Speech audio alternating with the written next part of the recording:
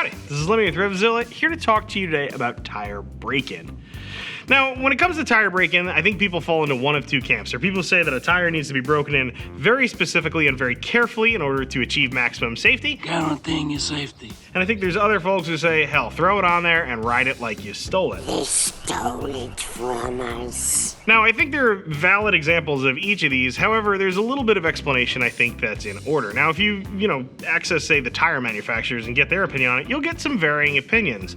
You'll also get varying opinions from different people who ride motorcycles. Some people, for instance, will swear that there's mold release slathered all over tires, and these things are practically dripping goo as soon as you get your bike back from service.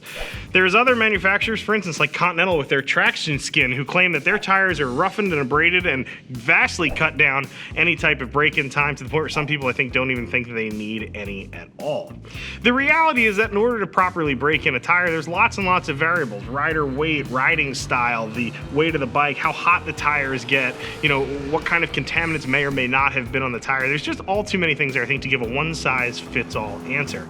So what I generally tell folks is to think of the period of tires sort of as a get-to-know-each-other period, while you kind of acclimate to your new tires. They don't necessarily need to be broken in per se, so much as you need to get used to them and understand how they perform with your motorcycle. So I would recommend most folks take 50 or 100 miles and take it kind of easy on those tires. Don't just ride in a straight line down the highway, but also don't necessarily hit the twisties.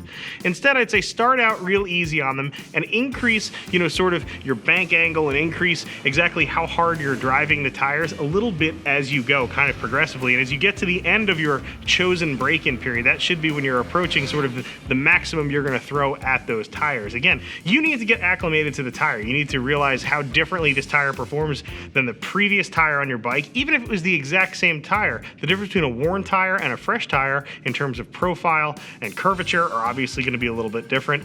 And then you also probably too will need to get used to a different tire if you have switched types or brands of tire. So that's my thought on tire breakdown. Be sure you check out some of our other 2-minute lessons if you want my hot takes on a couple other motorcycle related items. I'm Lem, I'm out of here.